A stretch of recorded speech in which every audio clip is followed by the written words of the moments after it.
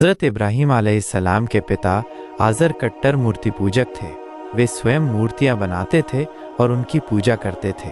एक दिन उन्होंने युवा इब्राहीम अलैहिस्सलाम को बुलाया और कहा, बेटा इब्राहीम, इन मूर्तियों को बाजार ले जाकर बेच आओ। हज़रत इब्राहीम अलैहिस्सलाम, जो उस समय तक नबी नहीं बने थे, जिज्ञासावश अपने पिता से पूछ बैठे, अब्बा जान, इन मूर्तियों की शक्ति और क्षमता क्या है? पिता आज़र ने उत्तर दिया, ये मूर्तियां ही आकाश, ज़मीन और इस संसार की हर चीज़ की सृष्टि करने वाली हैं।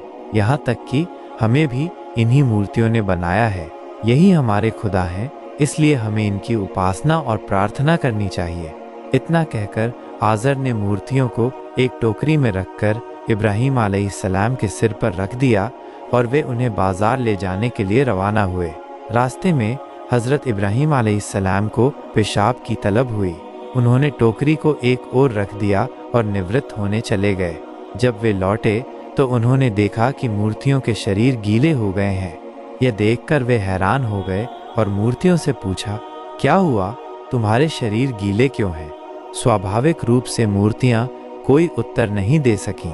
तभी उनकी नज़र एक कुत्ते पर पड़ी जिसकी नीचे से पानी टपक रहा था।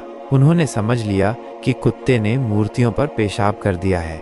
गुस्से में हज़रत इब्राहीम अलैहिस्सलाम चिल्लाने लगे, तुम्हें खुदा कहा जाता है, तुमने आकाश, ज़मीन और इंसानों को बनाया है, लेकिन जब एक साधारण कुत्ते ने तुम्हारे ऊपर पेशाब किया तो तुमने खुद को बचाने के लिए हिलना तक ज़रूरी नहीं समझा। अगर तुम खुदा होते तो क्या खुद को गंदा होने से नहीं रोक सकते थे?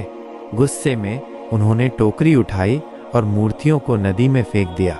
उन्होंने उन्हें पानी में डुबोकर साफ किया और फिर कहा, अगर तुम सच में खुदा हो तो यहाँ से चलकर मेरे पीछे आओ। इसके बाद वे आगे बढ़े और पीछे मुड़कर देखा तो मूर्तियाँ वहीं की वहीं थीं। उन्होंने फिर कहा, अगर तुम इतनी बड़ी दुनिया को बना सकते हो तो खुद क्यों नहीं चल सकते? इसके बाद उन्होंने एक रस्सी निकाली, मूर्तियों को एक साथ बांधा और घसीटते हुए बाजार ले गए। वहाँ पहुँचने पर देखा कि मूर्तियाँ बुरी तरह टूट फूट चुकी थीं। किसी की नाक टूटी थी, किसी का हाथ, किसी का पैर। वे उन्हें बेचने बैठे, लेकिन कोई उन्हें खरीदने को तैयार नहीं था। आखिरकार हज़रत इब्राहीम अलैहिस्सलाम उन्हें लेकर घर लौटे। उनके पिता आज़र ने पूछा, क्या बात है, तुमने एक भी मूर्ति नहीं बेची?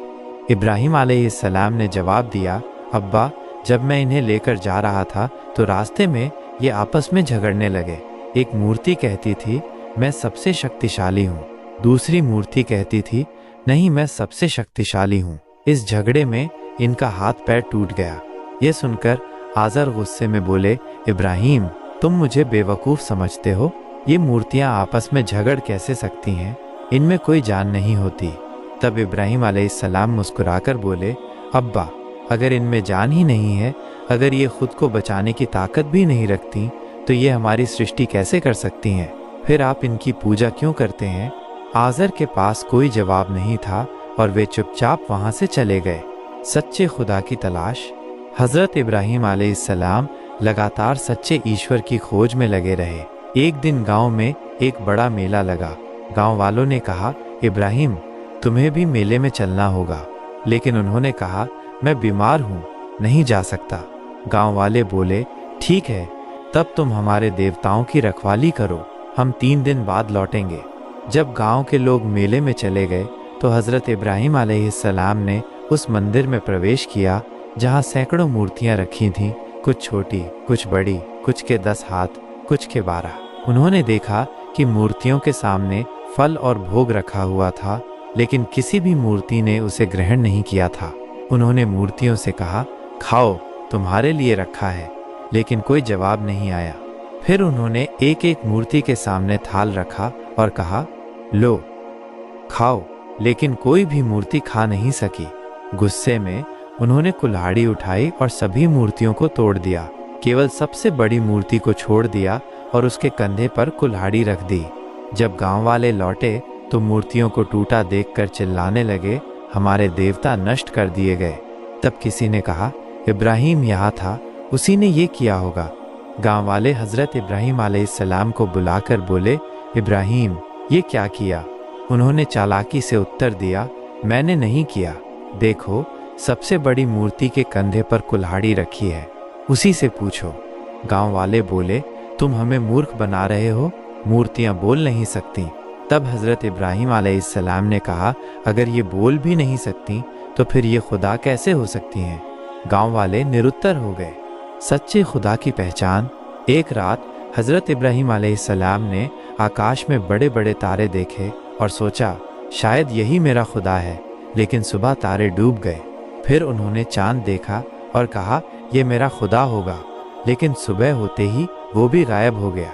फिर उन्होंने सूरज देखा और कहा, यह तो सबसे बड़ा है, यही मेरा खुदा होगा। लेकिन शाम होते ही सूरज भी डूब गया। तब उन्होंने समझ लिया कि जो अस्त हो जाए वो खुदा नहीं हो सकता। सच्चा खुदा वही है जो हमेशा रहे। इसी सच्चे खुदा की खोज में लगे इब्राहीम अलैहिस्सलाम को एक दिन अल्लाह ने नबी घोषित किया। जिब्राईल अलैहिस्सलाम ने उन्हें संदेश दिया, इब्राहीम, तुम अल्लाह के नबी हो, अब तुम्हें अल्लाह के सच्चे धर्म का प्रचार करना है। इस तरह हज़रत इब्राहीम अलैहिस्सलाम ने पूरी दुनिया को एकेश्वरवाद का संदेश दिया और मूर्ति पूजा से दूर रहने की शिक्षा दी।